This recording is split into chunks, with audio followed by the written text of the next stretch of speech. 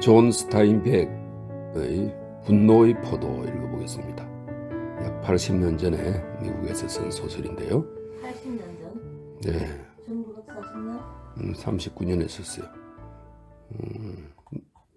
이 책은 모두 30개의 장으로 구성되어 있습니다. 30개의 장을 이제 1권과 2권 나누어서 편집이 되어 있고요. 책 첫머리 안표지에 존 스타인백에 대한 설명이 있습니다. 읽어보겠습니다. 1902년 미국 캘리포니아주 살리나스의 작은 마을에서 태어났다. 스탠퍼드 대학을 다녔으나 졸업은 하지 않은 채 작가 생활을 시작했다. 1935년 발표한 토르티아 돼지로 처음으로 대중적인 반응을 얻었다. 그러나 그는 만족하지 않고 좀 더 진지하고 위협적인 주제를 선택했고 성부 없는 싸움 1936년 성부 없는 싸움과 1937년 생쥐와 인간에 대하여 이 책이 퓰리처상을 수상하게 한 책입니다. 에 이어 그의 대표작으로 꼽히는 분노의 포도를 1939년에 발표했다. 오클라호마의 농부 일가를 주인공으로 한 이 작품에서 스타인백은 아메리칸 드림이라는 말이 무색하도록 참혹한 미국의 현실을 그려냈다. 분노의 포도는 출간되자마자 커다란 반향을 일으켰으며 이듬 해인 1940년 스타인백은 퓰리처상을 수상했다. 또한 그가 노벨 문학상을 받았을 때 스웨덴 할리먼은 분노의 포도는 위대한 작품이며 스타인백이 노벨 문학상을 받은 가장 주된 이유이다 라고 밝히기도 했다. 이후 스타인백은 영화, 연극 등의 분야로 활동 범위를 넓혀가다가 1952년에 고향인 살리나스 계곡과 자기 가족에 대한 이야기를 반영한 기념비적인 작품 에덴의 동쪽을 발표했다. 이후에도 영화를 비롯한 여러 분야에서 활동했으며 1962년 노벨 문학상을 받은 후에는 소련과 베트남 등 정치적으로 민감한 지역을 방문하기도 했다. 1968년 심장마비로 사망했다. 읽어보겠습니다. 1장 오클라호마 시골의 붉은색 땅과 회색 땅에 마지막 비가 부드럽게 내렸다. 이미 상처 입은 땅이 빗줄기에 다시 베이지 않을 만큼 빗줄기가 개울을 이루어 흘러갔던 흔적 위로 쟁기들이 오락가락했다. 마지막 비에 옥수수가 쑥쑥 자라고 길가의 잡초와 풀들이 점점 퍼져나가 회색과 금붉은색을 띠고 있던 땅이 초록색에 가려 사라져버렸다. 5월 말이 되자 하늘은 점점 연한색으로 변했고 봄 하늘 높이 깃털처럼 오랫동안 매달려 있던 구름이 흩어졌다. 하루가 다르게 자라는 옥수수 위에서 이글거리는 태양 때문에 칼처럼 뾰족뾰족한 초록색 이파리 가장자리를 따라 갈색 선이 점점 번져나갔다. 구름이 나타났다가 사라지더니 한동안 다시 모습을 드러내려 하지 않았다. 잡초들은 스스로를 지키기 위해 더욱더 어두운 초록색을 띄었고 이제 더 이상 사방으로 퍼져나가지 않았다. 땅은 얇고 딱딱한 껍질처럼 변했다. 하늘이 점점 연한색으로 변하자 땅도 덩달아 연한색으로 변했다. 붉은색 땅은 분홍색으로, 회색 땅은 하얀색으로. 흐르는 물이 만들어 놓은 도랑에는 물 대신 건조한 흙먼지가 내려앉았고 뒤쥐와 괴미 귀신들 때문에 흙먼지가 작은 눈사태처럼 불썩거렸다. 낮이면 날마다 햇빛이 쨍쨍하게 내려 쪼였기 때문에 어린 옥수수 이파리들이 나긋나긋해졌다. 처음에는 이파리들이 그냥 둥글게 휘어졌지만 이파리 중앙을 차지한 인맥의 힘이 점점 약해짐에 따라 이파리들이 모두 아래로 기울어졌다. 곧 6월이 찾아오자 햇빛은 한층 더 사나워졌다.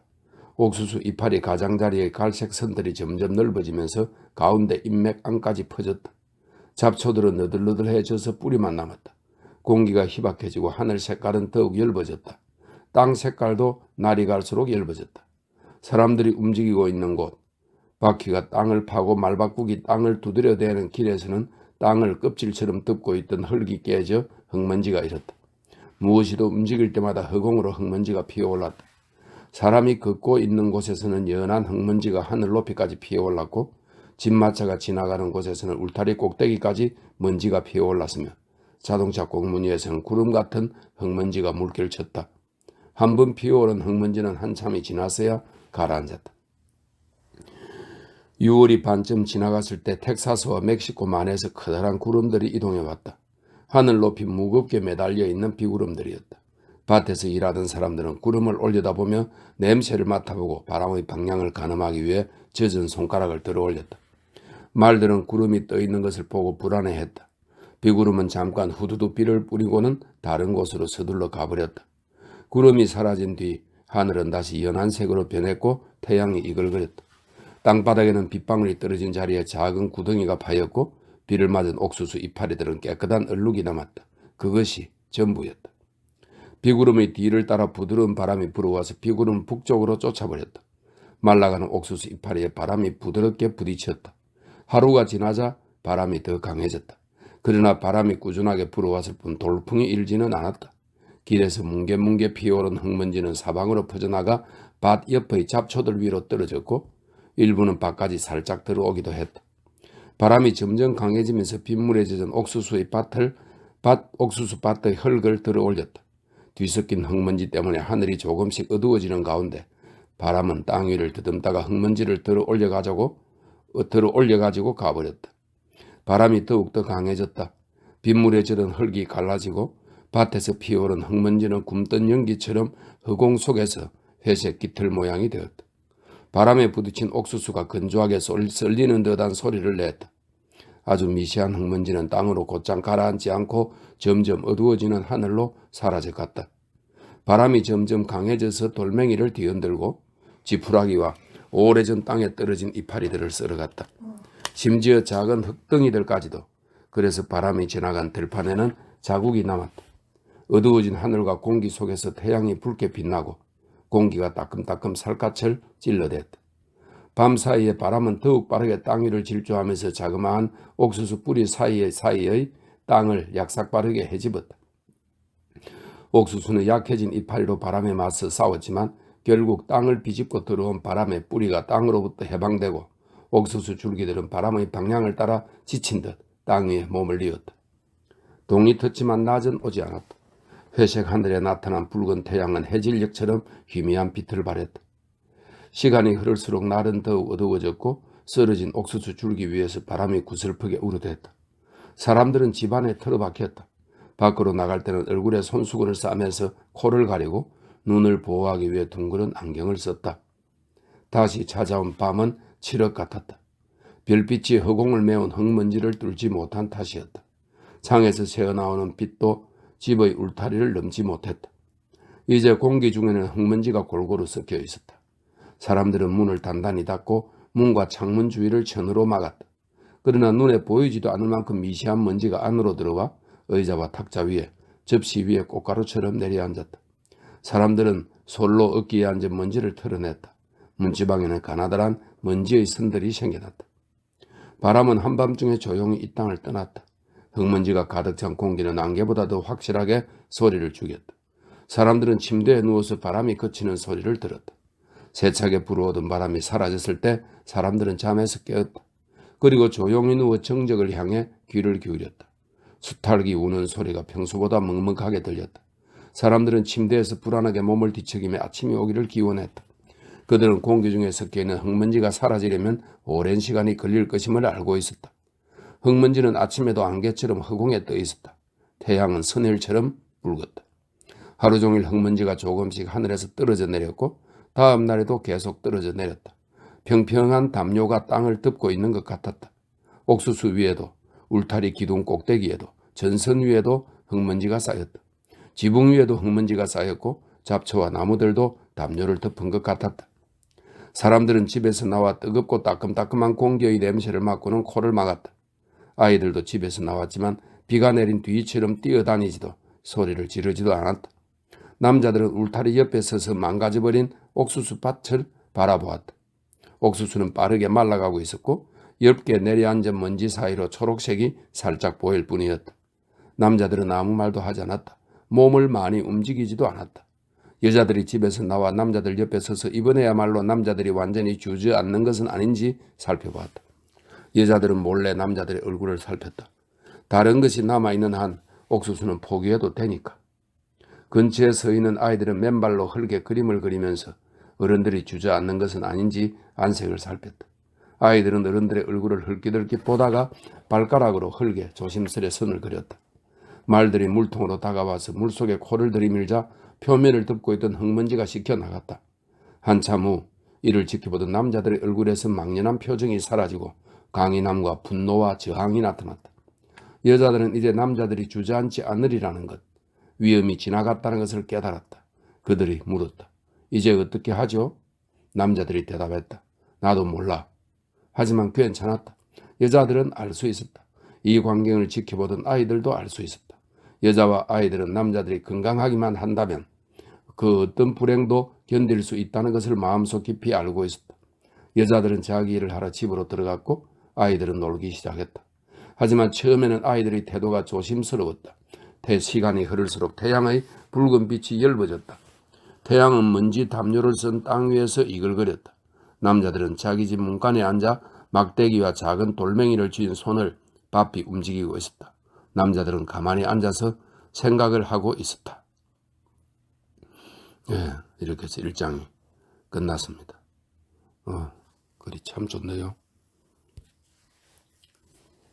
2장. 커다란 빨간 트럭이 길가의 작은 식당 앞에 서 있었다. 수직으로 뻗은 배기 파이프가 부드럽게 중얼거리는 듯한 소리를 했고 그의 눈에 보이지 않을 만큼 엷은 강청색 연기가 파이프 끝에서 안개처럼 어른거렸다. 붉은색으로 반짝이는 트럭은 새 것이었고 트럭 옆구리에는 12인치 크기로 오클라호마시 운수회사라는 글귀가 씌어 있었다. 트럭의 이중 타이어도 새 것이었다. 커다란 뒷문 문고리에는 노쇠로 만들어진 맹꽁이 자물쇠가 선명하게 매달려 있었다. 방충망이 있는 식당 아래 라디오에서는 조용한 춤곡이 흘러나왔다. 아무도 듣고 있지 않을 때 그런 것처럼 볼륨이 낮은 소리로 작은 환풍기가 입구 위의 둥그런 구멍 속에서 조용히 돌아가고 문과 창문 근처에서는 파리들이 윙윙거리며 방충망에 몸을 부딪혔다. 등받이가 없는 의자에 앉아 카운터에 팔꿈치를 괴한 트럭 운전사는 커피 잔 너머로 야위고 고독해 보이는 웨이트리스를 바라보고 있었다. 그는 뜨돌이들 특유의 교활하고 한가로운 말투로 그녀에게 말을 걸었다. 한 석 달 전에 그 친구를 봐서 수술을 받았대. 뭘 잘라냈다는데 뭔지는 잊어버렸어. 그러자 그녀가 말했다. 내가 그 사람을 마지막으로 본 게 일주일이 안 된 것 같은데 그때는 괜찮아 보였어. 술만 안 먹으면 좋은 사람이지. 방충망 안에서 파리들이 가끔 부드럽게 으르렁거렸다. 커피 기계에서 김이 뿜어져 나오자 웨이트리스는 보지도 않고 손을 뒤로 뻗어 기계를 껐다. 밖에서는 고속도로 변을 따라 걷고 있던 남자가 길을 건너 트럭으로 다가왔다. 그는 천천히 트럭 앞쪽으로 걸어가서 반짝이는 범프에 손을 갖다 대고 유리창에 붙은 스티커를 바라보았다. 스티커에는 아무도 태우지 않음이라고 적혀 있었다. 그는 다시 길을 따라 걸어 내려가는 것처럼 보였지만 식당에서 보이지 않는 쪽의 트럭 발판에 앉아버렸다. 나이가 30이 넘지는 않은 것 같았다. 그의 눈은 아주 짙은 갈색이었는데 흰자도 약간 갈색을 띠었다. 광대뼈는 높고 널찍했으며 강인하게 보이는 깊은 주름살이 뺨을 베듯이 내려가 입 옆으로 휘어져 있었다. 윗입술은 길었다. 치아가 돌출해 있었는데 그가 입을 꼭 다물고 있었기 때문에 입술이 늘어난 것처럼 보였다. 그의 손은 단단했으며 손가락은 널찍했고 손톱은 작은 조개 껍질처럼 구불구불 홈이 파이고 두꺼웠다. 엄지손가락과 집게손가락 사이 그리고 손바닥의 두툼한 부분에는 굳은 살이 박여서 반짝이는 것처럼 보였다. 남자의 옷은 새 것이었다. 그가 몸에 걸친 모든 것은 비록 싸구려였지만 새 것이었다. 회색 모자는 챙이 아직도 뻣뻣하고 단추도 그대로 달려있을 정도였다. 그러나 한동안 물건을 담는 자루나 수건, 손수건 등 다양한 용도로 모자를 사용했을 때처럼 불룩하게 부풀어져 있었다. 그의 양복은 회색의 거친 싸구려 천으로 만든 것이었지만 너무 새 것이라서 바지에 주름이 잡혀 있었다. 샴브레이 천으로 만든 파란색 셔츠는 뻣뻣하고 매끈했다. 재킷은 너무 크고 그의 큰 키에 비해 바지는 너무 짧았다. 재킷의 어깨가 팔까지 내려가 있었지만 소매는 너무 짧았다. 그리고 재킷 앞스푼 그의 배 앞에서 힘없이 펄럭이고 있었다. 황갈색 구두도 새 것이었는데 바닥에 징이 박히고 뒤축이 다른 것을 막기 위해 말굽 모양이 덧대어져 있는 군대용 골이라고 불리는 종류였다. 그가 발판 위에 앉더니 모자를 벗어 얼굴을 훔쳤다. 그리고 모자를 다시 쓴 다음 챙을 잡아당기기 시작했다.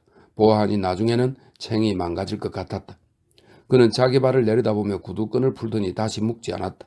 그의 머리 위에서는 디젤 엔진의 배기가스가 푸른색으로 풍풍 빠르게 뿜어져 나오며 속삭이는 것 같은 소리를 냈다. 식당 안에서는 음악이 멈추고 스피커에서는 어떤 남자의 목소리가 울려 나왔다. 그러나 웨이트리스는 음악이 멈췄다는 사실을 몰랐기 때문에 라디오를 끄지 않았다. 그녀는 손으로 귀 뒤를 더듬어 혹처럼 튀어나온 부분을 찾아냈다. 그녀는 트럭 운전사가 눈치채지 못하게 카운터 뒤에 있는 거울로 그 혹을 보고 싶었기 때문에 머리를 정리하려고 뒤로 넘기는 척했다. 트럭 운전사가 말했다. 시원이에서 큰 무도회가 있었어. 누가 죽었다나 어쨌다나 뭐 들은 얘기 있어? 아니? 웨이트리스는 이렇게 대답하고 나서 귀 아래의 혹을 사랑스럽다는 듯 손으로 만졌다. 밖에서는 트럭 발판에 앉아있던 남자가 일어서서 트럭의 계기판 너머로 잠시 식당을 바라보았다. 그러고는 다시 발판에 앉더니 옆구리에 있는 주머니에서 담배 쌈지와 종이 묶음을 꺼냈다. 그는 천천히 완벽하게 담배를 말고는 그것을 유심히 살펴보면서 끝을 매끈하게 폈다. 그리고 마침내 담배에 불을 붙이고 아직 불이 꺼지지 않은 성냥을 발처의 흙 속으로 밀어넣었다. 정오가 가까워지면서 태양이 트럭의 그림자를 파고들었다. 식당 안에서는 트럭 운전사가 값을 치르고 그 스름 돈으로 받은 5센트짜리 동전 2개를 슬롯 머신에 집어넣었다. 기계가 휘잉휘잉 돌아갔지만 그는 점수를 기록하지 못했다. 사람들이 한 푼도 따지 못하게 녀석들이 손을 봐놨어. 그가 웨이트리스에게 말했다. 가희가 거기서 장땡을 잡은 게 2시간도 안 됐어. 30달러를 가져갔지. 당신은 언제쯤 돌아올 것 같아? 그는 방충망 문을 열다가 잠시 멈춰섰다. 일주일에 열흘, 틀사까지 뛰어야 하거든. 그런데 항상 생각만큼 일찍 돌아오질 못한단 말이야. 그러고 있으면 파리가 들어오잖아. 나가든지 들어오든지 해. 웨이트리스가 심술궂게 말했다. 잘 있어. 그는 이 말을 남기고는 문을 밀고 밖으로 나가버렸다. 방충망 문이 그의 등 뒤에서 쾅 소리를 냈다. 그는 햇빛 속에 서서 검 포장지를 벗겼다. 그는 몸집이 큰 사람이었다. 어깨는 널찍하고 배는 두툼했다. 얼굴은 붉은색이었으며 항상 날카로운 빛을 쳐다보기 위해 눈을 찡그려야 했기 때문에 푸른 눈이 길고 가늘게 변해 있었다. 그는 군복 바지에 끈을 묶게 되어 있는 긴 장화를 신고 있었다. 그는 껌을 입술 앞으로 들어올린 채 방충망 너머를 향해 소리쳤다. 내가 들으면 기분 나쁠 일은 하나도 하지마. 웨이트리스는 식당 뒷벽의 거울을 향해 돌아서 있었다. 그저가 투덜거리듯이 뭐라고 대답했다. 트럭 운전사는 껌을 천천히 베어 먹으면서 한번 입을 열 때마다 턱과 입술을 더욱 넓게 벌렸다. 그는 커다란 빨간색 트럭을 향해 걸어가면서 입안에서 껌을 굴려 혓바닥 밑으로 집어넣었다. 벌판에 앉아있던 사람이 일어나 창문 너머로 운전사를 바라보며 말했다. 저를 좀 태워줄 수 있으신가요, 선생님? 운전사는 재빨리 식당 쪽으로 돌아보며 말했다. 창문에 아무도 태우지 않는다고 붙여놓은 거 못 봤소? 봤죠. 보고 말고요. 하지만 가끔은 대먹지 못한 부자들 때문에 스티커를 붙이고 다니더라도 착한 사람이 있게 마련이니까요. 운전사는 천천히 트럭에 올라타면서 남자의 대답을 곰곰이 생각해 보았다. 만약 저 남자의 청을 거절한다면 그는 착한 사람이 아닐 뿐만 아니라 억지로 붙인 스티커 때문에 길동무를 만들 수 없는 사람이 될 터였다. 하지만 만약 저 남자를 차에 태운다면 그는 자동적으로 착한 사람이 될 뿐만 아니라 되먹지 못한 부자들이 함부로 대할 수 없는 사람이 될 터였다. 그는 자신이 함정에 빠졌음을 알고 있었지만 함정을 빠져나갈 길이 보이지 않았다. 게다가 착한 사람이 되고 싶기도 했다. 그는 다시 식당 쪽을 헐깃 바라보았다. 우리가 저기 모퉁이를 돌 때까지 발판에 꼭 붙어 계시오. 그가 말했다. 남자는 운전사의 시야를 벗어나 털썩 주저앉으며 문 손잡이에 매달렸다. 엔진이 한동안 웅웅거리다가 기어가 찰칵 소리를 내더니 커다란 트럭이 움직이기 시작했다. 1단, 2단, 3단을 거쳐 높게 휘잉 하는 소리를 내며 속력을 얻은 트럭이 4단으로 올라섰다. 문에 매달려 있는 남자의 몸 아래에서 고속도로가 현기증이 이를 정도로 빠르게 휙휙 지나갔다. 도로가 처음 꺾이는 지점까지의 거리는 1마일이었다. 그 지점에 이르자 트럭이 속도를 늦췄다. 남자는 자리에서 일어나 살짝 문을 열고 안으로 들어가 앉았다. 운전사는 눈을 가늘게 뜨고 그를 바라보더니 마치 턱으로 생각을 정리하는 사람처럼 껌을 씹어댔다. 그러다가 마침내 모든 생각들이 그의 머리에서 달아나 버린 모양이었다. 그의 시선이 남자의 모자에서 시작해 새 옷과 새 신발로 차츰 내려갔다. 남자는 편안한 자세로 좌석에 닿은 등을 꿈틀거리며 모자를 벗어 땀이 흐르는 이마와 턱을 닦았다. 고마워요. 발이 녹초가 돼서. 그가 말했다. 신발이 새 것이군. 운전사가 말했다. 그의 시선처럼 뭔가 비밀스러운 암시가 들어있는 목소리였다. 새 신발을 신고 걸으면 안 되지, 날이 더울 때는. 남자는 먼지가 앉은 노란색 신발을 내려다 보았다. 다른 신발이 없었어요. 다른 게 없으니 이거라도 신어야지 어쩌겠어요? 운전사는 눈을 가늘게 뜬 채 현명하게도 앞을 향해 시선을 돌리고는 트럭의 속도를 조금 올렸다. 멀리 가시오? 아니요, 발만 괜찮았다면 걸어갔을 거예요. 운전사는 마치 상대가 눈치채지 못하게 신문을 하는 것처럼 질문을 던지고 있었다. 질문을 던지면서 거물을 펼쳐 덫을 놓으려고 하는 것 같았다. 일자리를 찾고 있어? 그가 물었다. 아니요, 아버지한테 땅이 좀 있어요. 40에이크. 아버지는 소작인이지만 우리가 거기서 산 지는 오래됐죠. 운전사는 길을 따라 펼쳐져 있는 옥수수밭을 의미심장한 시선으로 바라보았다. 모로 쓰러진 옥수수 위에 먼지가 쌓여 있었다. 작고 딱딱한 옥수수 알갱이들이 먼지 투성이 흙을 뚫고 고개를 내밀고 있었다. 운전사가 마치 혼잣말을 하듯이 말했다. 땅 40에이크를 부쳐먹는 소작인이 저 먼지 투성이 땅에 그대로 있을까? 최근에는 소식을 못 들었어요. 남자가 말했다. 그건 오래전 일인데? 운전사가 말했다. 벌 한 마리가 차 안으로 들어와 창문 뒤에서 붕붕거렸다. 운전사는 손을 뻗어 창문에서 흘러들어오는 바람 속으로 벌을 조심스럽게 밀어냈다. 요즘은 소작인들이 그냥 정신없이 사라지고 있어. 트랙터 한 대면 10가구가 쫓겨나. 그놈의 트랙터 없는 데가 없지. 그게 그냥 소작인들을 몰아내는 거요. 그래, 당신 아버지는 어떻게 버티고 있답니까? 그는 혀와 턱을 바쁘게 움직이며 그동안 잊어버리고 있던 껌을 씹어댔다. 입이 열릴 때마다 껌을 뒤집는 혓바닥이 보였다. 글쎄, 최근에는 소식을 못 들었어요. 내가 편지를 잘 쓰는 편이 아니라서 우리 아버지도 그렇고. 그리고 남자는 재빨리 말을 덧붙였다. 하지만 우리 둘 다 쓰고 싶으면 쓸 수는 있어요. 외지에서 일을 하다 오는 건가? 운전사가 또다시 아무렇지도 않은 듯한 말투로 몰래 상대를 신문하는 질문을 던졌다. 그는 창밖으로 보이는 들판과 아지랑이처럼 가물거리는 공기를 바라보다가 껌을 입 한쪽 구석으로 몰아넣고 창밖으로 침을 뱉었다. 그럼요. 남자가 말했다. 그럼 그렇지. 당신 손을 보아하니 곡경이나 도끼를 휘둘렀거나 썰매를 몬 것 같았거든. 당신 손의 그 번쩍거리는 부분 말이요. 난 그런 눈치를 잘 채거든. 눈썰미가 아주 좋아. 남자는 운전사를 빤히 바라보았다. 도로에 닿은 트럭 타이어가 노래를 불렀다. 다른 것도 필요 없어요? 네, 말해드리죠. 그렇게 머리 굴릴 필요 없어요. 화내지 말아요. 그냥 재미로 그러는 거니까. 심심풀이로. 무엇든 말해드릴게요. 내 이름은 조드입니다. 톰 조드. 아버지 이름도 톰 조드고. 그가 생각에 잠긴 눈으로 운전사를 바라보았다. 화내지 말라니까 뭐 별다른 뜻이 있어서 그런 건 아니었어. 나도 별다른 뜻이 있어서 이러는 게 아닙니다. 그저 남을 함부로 대하지 않고 잘 지내보려고 하는 것뿐이에요. 조드는 말을 멈추고 멀리 열에 들던 땅 위에 불안하게 매달려 있는 굶주린 등불들과 바짝 마른 들판을 바라보았다. 그리고 옆 주머니에서 담배와 종이를 꺼냈다. 그는 바람이 파고 들어올 수 없게 무릎 사이에 종이를 놓고 담배를 말았다. 운전사는 소가 대식임질 하듯이 생각에 잠긴 표정으로 규칙적으로 껌을 씹었다. 그는 지금까지 주고받은 이야기들이 모두 사라져 잊히기를 기다렸다. 마침내 분위기가 다시 괜찮아졌다는 생각이 들자 그가 말했다. 트럭 운전을 안 해본 사람들은 이게 어떤 일인지 몰라요. 차주들은 우리가 사람을 태우는 걸 싫어하지. 그래서 내가 조금 아까 당신을 태울 때 그랬던 것처럼 모가지가 잘릴 위험을 감수하지 않고서는 누구도 못 본 척하고 그냥 지나가 버린다니까? 고맙습니다. 조드가 말했다. 내가 아는 녀석들 중에 트럭을 운전하면서 정신 나간 짓을 하는 놈들이 있어요. 운전을 하면서 시를 짓는 녀석도 있으니 그러면서 시간을 보내는 거요. 그는 조드가 관심을 보이고 있는지 아니면 굉장하다는 표정을 짓고 있는지 보려고 몰래 그를 바라보았다. 조드는 말없이 앞만 바라보고 있었다. 땅이 부풀어 오른 것처럼 부드럽게 요동치는 하얀 도로 앞, 저 먼 곳을.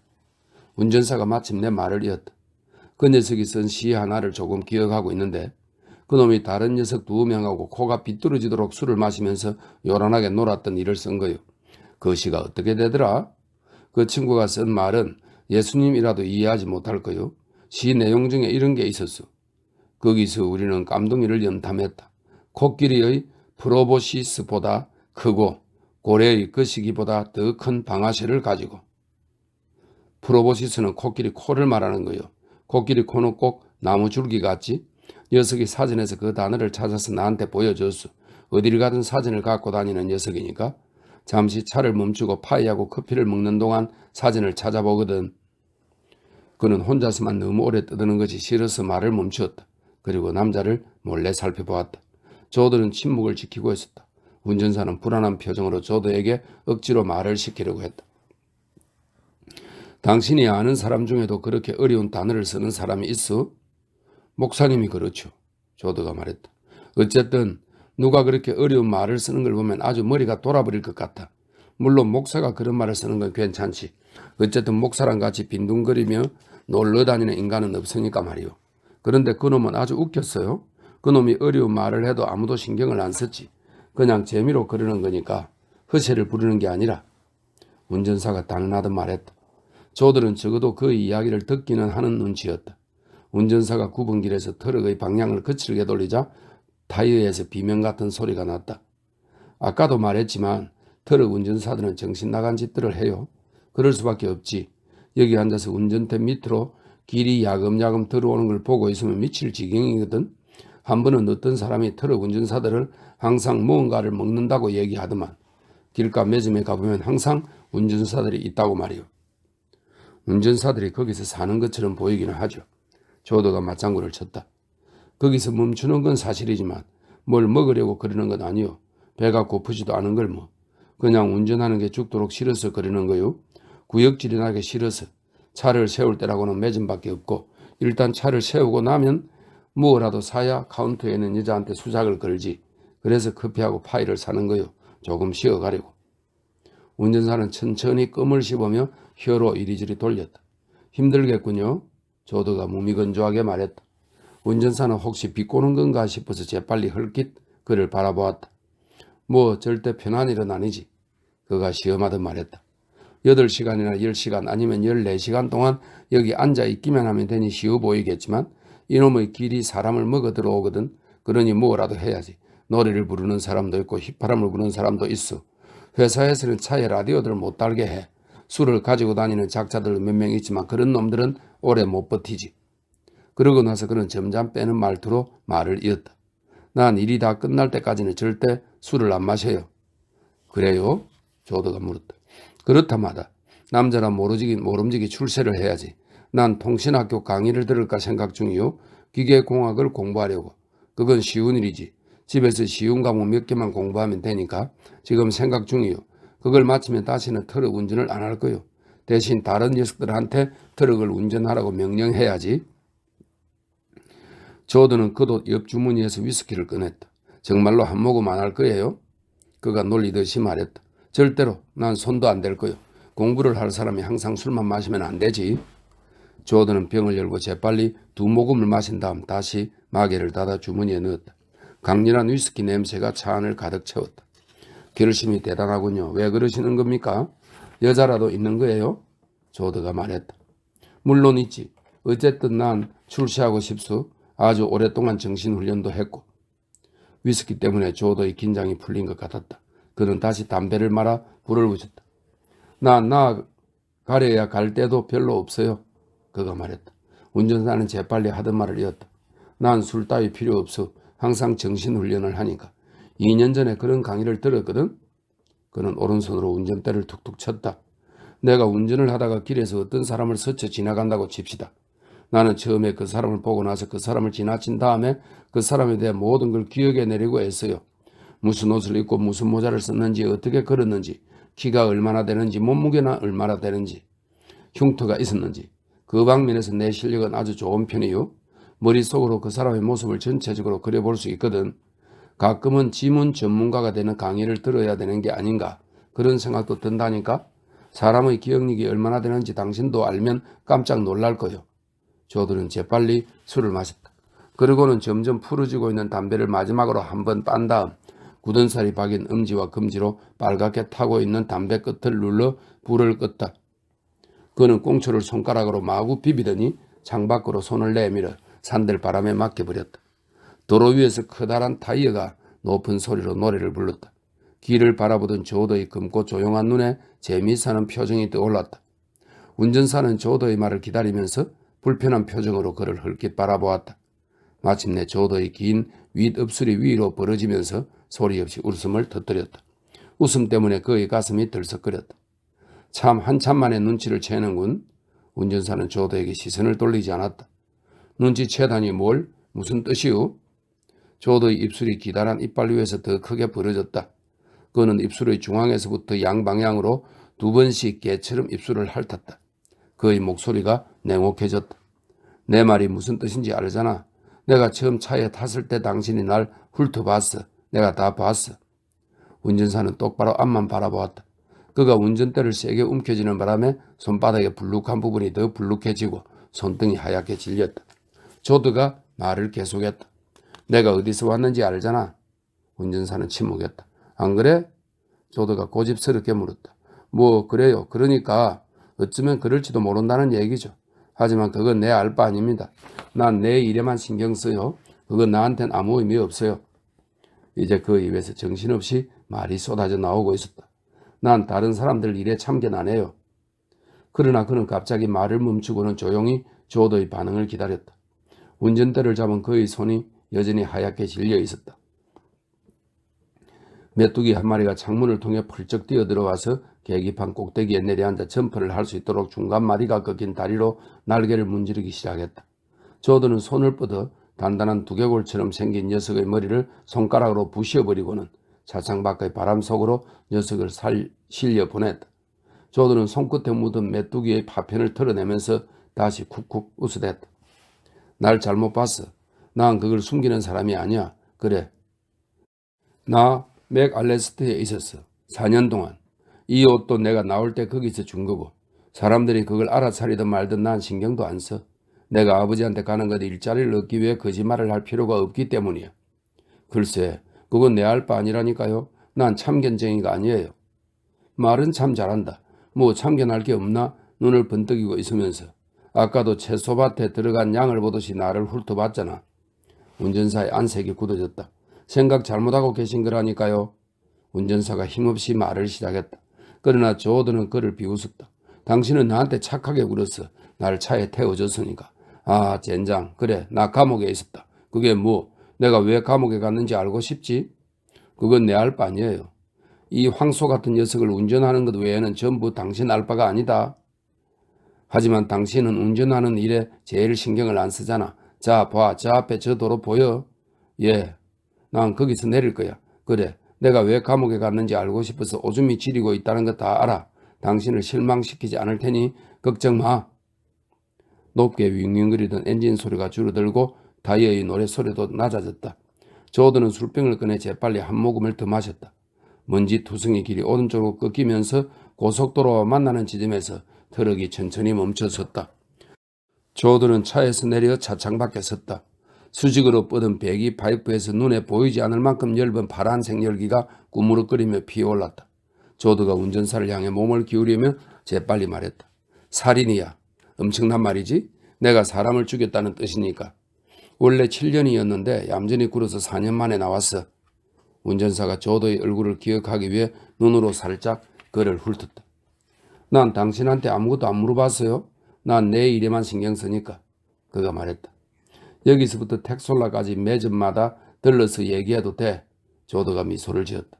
잘 가. 당신은 착한 사람이야. 하지만 말이지. 교도소에 조금 있다 보면 상대가 무언가 묻고 싶어 미칠 지경이라는 걸 알 수 있거든. 지금도 당신이 처음 입을 열었을 때 금방 알아차렸어. 그는 트럭 문짝을 손바닥으로 찰싹 때리며 말을 이었다. 태워줘서 고마워. 잘 가. 그는 몸을 돌려 먼지 투성이 도로로 걸어 들어갔다. 운전사는 잠시 그의 뒷모습을 뚫어지게 바라보다가 소리쳤다. 행운을 빌어요. 조도가 뒤돌아보지 않은 채 손을 흔들었다. 곧이어 엔진이 다시 부르릉 소리를 내고 기어가 찰칵거리더니 커다란 빨간 트럭이 무거운 몸을 이끌고 그 자리를 떠났다. 3장. 콘크리트로 포장된 고속도로 변에는 말라서 끊어진 풀들이 엉켜 있었다. 풀린 머리에 잔뜩 달라붙은 귀리 끄끄러기는 개털에 달라붙었고 강아지 풀은 말굽 뒤의 덥수룩한 털과 엉켰으며 클로브 가시는 양털에 달라붙었다. 사방으로 퍼져나갈 때를 기다리며 잠들어 있는 씨앗들은 모두 퍼져나가기 위한 도구들로 무장하고 있었다. 바람을 타고 날 수 있도록 부드러운 창이나 낙하산, 작은 창이나 공 모양을 하고 있는 자그마한 가시들, 이 모든 것들이 동물과 바람 혹은 남자의 바짓단이나 여자의 치맛자락을 기다리고 있었다. 모두들 수동적으로 가만히 있었지만 움직일 수 있는 도구를 갖추었고 움직일 수 있는 소질도 있었다. 태양이 풀밭 위에 누워 풀을 데웠다. 풀 밑의 그늘에서는 곤충들이 움직였다. 개미와 그들을 잡으려고 덫을 놓은 개미 귀신, 공중으로 펄쩍 뛰어올라 순식간에 놀란 날개를 철썩 맞부딪히는 메뚜기들, 작은 아르마딜로처럼 생긴 몸에 수없이 달린 부드러운 발로 끊임없이 움직이는 쥐미너리들, 길가의 풀잎 위에서는 땅거북 한 마리가 기어가다가 괜히 옆길로 새더니 둥근 지붕처럼 생긴 높다란 등딱지를 질질 끌었다. 녀석의 단단한 다리와 노란 발톱이 달린 발이 풀잎 사이를 천천히 지나갔다. 걷는다기보다는 등딱지를 밀어올려 질질 끌고 가는 것 같은 모습이었다. 볼이 끄끄러기는 녀석의 등딱지에서 미끄러져 떨어졌고 글로브 가시가 녀석의 몸에 떨어졌다가 땅으로 굴러 떨어졌다. 뿔처럼 생긴 녀석의 주둥이가 조금 열려 있었으며 손톱 같던 눈썹 밑에 있는 사나우면서도 웃기게 생긴 눈은 똑바로 앞을 응시했다. 녀석이 풀이 짓밟힌 흔적을 뒤에 남긴 채 풀밭을 건너자 고속도로 변에 있는 둑이 산처럼 녀석 앞에 솟아올랐다. 녀석은 고개를 고추 세운 채 잠시 움직임을 멈추었다. 그리고 눈을 깜빡이며 위아래를 바라보았다. 마침내 녀석은 둑을 기어오르기 시작했다. 녀석은 발톱이 달린 앞발을 앞으로 뻗었지만 둑에 닿지 않았다. 뒷발이 발길질을 하듯이 움직이며 등딱지를 전진시키자 등딱지가 풀잎과 자갈에 달아 긁히는 소리를 냈다. 둑이 점점 가팔라지자 녀석의 움직임도 더욱 필사적으로 변했다. 녀석은 뒷다리에 잔뜩 힘을 주어서 등딱지를 밀어 올리며 뿔처럼 생긴 머리를 최대한 쭉 늘렸다. 등딱지가 조금씩 둑을 올라가 마침내 앞길을 완전히 가로지르는 턱에 이르렀다. 각기를 표시하는 그 턱은 4인치 높이의 콘크리트 벽이었다. 녀석의 뒷다리가 마치 독자적으로 움직이는 것처럼 벽을 향해 등딱지를 밀어붙였다. 녀석은 머리를 위로 쳐들어 벽 너머의 매끄럽고 널찍한 세멘트 평원을 바라보았다. 녀석이 이제 벽 꼭대기를 단단히 잡은 앞발에 힘을 주자 등딱지가 천천히 위로 올라와 벽 위에 앞머리를 걸쳤다. 녀석은 잠시 휴식을 취했다. 그때 붉은 개미 한 마리가 등딱지 안에 부드러운 피부 속으로 달려 들어갔고 녀석은 머리와 다리를 등딱지 속으로 휙 집어넣어 버렸다. 장갑판이 달린 꼬리는 옆으로 고정되었다. 붉은 개미는 거북의 몸과 다리 사이에서 짜부라졌다. 그리고 야생 귀리 줄기가 앞발에 묻어 등딱지 안으로 들어갔다. 거북은 오랫동안 꼼짝하지 않았다. 그러다가 목이 살금살금 밖으로 나오더니 웃기게 생긴 눈을 찌푸린 표정으로 주위를 둘러보았고 이어 다리와 꼬리가 다시 밖으로 나왔다. 뒷다리가 다시 코끼리 다리처럼 버티기 시작했지만 등딱지가 살짝 기울어지면서 앞발이 평평한 시멘트 평원에 닿을 수 없게 되었다. 그러나 뒷발은 등딱지를 계속 밀어 올렸다. 마침내 녀석이 무게 중심을 잡을 수 있게 되었을 때 몸 앞쪽이 아래로 기울어지면서 앞다리가 도로를 긁었다. 다음 순간 녀석은 도로에 올라서 있었다. 그러나 야생 귀리 줄기는 녀석의 앞다리를 여전히 휘감고 있었다. 이제는 앞으로 나아가기가 쉬웠다. 모든 다리가 제대로 움직이고 있었으므로 등딱지도 좌우로 흔들거리면서 앞으로 나아갔다. 40살의 여자가 모는 세단 한 대가 다가왔다. 그녀는 거북을 보고 운전대를 급히 오른쪽으로 꺾어 고속도로를 벗어났다. 바퀴에서 비명 같은 소리가 나고 흙먼지가 끌어올랐다. 바퀴 두 개가 잠시 위로 들렸다가 다시 내려앉았다. 자동차는 끼익 소리를 내며 다시 도로 위로 올라와 가던 길을 갔다. 그러나 속도는 조금 느려져 있었다. 등딱지 속으로 후다닥 숨은 거북은 서둘러 나아가기 시작했다. 고속도로가 타는 듯이 뜨거웠기 때문이다. 이번에는 소형 트럭이 다가왔다. 운전사는 거북을 보고 운전대를 꺾었지만 거북을 치고 말았다. 앞바퀴가 등딱지 가장자리와 부딪히는 바람에 거북은 순식간에 뒤집어져 동전처럼 빙글빙글 돌면서 고속도로 밖으로 굴러갔다. 트럭은 다시 오른쪽 사선을 따라 달리기 시작했다. 하늘을 향해 들어놓은 거북은 오랫동안 등딱지 속에서 꼼짝도 하지 않았다. 그러나 마침내 녀석의 다리가 흔들흔들 밖으로 나와 몸을 뒤집기 위해 짚을 만한 것을 찾았다. 거북은 앞발로 석영 조각을 움켜쥐고 똑바로 등딱지를 뒤집어 조금씩 등딱지를 뒤집어 똑바로 섰다. 야생 귀리 줄기가 녀석의 다리에서 떨어져 나오면서 창끝처럼 생긴 씨앗 3개가 땅에 박혔다. 거북이 둑을 기어 내려가는 동안 등딱지에 끌려온 설기 씨앗을 덮었다. 거북은 흙길로 들어서서 움찔거리며 앞으로 나아갔다. 등딱지로 흙길 위에 얕은 고랑을 구불구불 파면서 녀석의 웃기게 생긴 눈은 앞을 바라보고 있었고 뿔처럼 생긴 주둥이가 약간 벌어져 있었다. 녀석의 노란색 발톱이 흙먼지 속에서 살짝 미끄러졌다. 참 거북에 대한 묘사가 탁월하네요.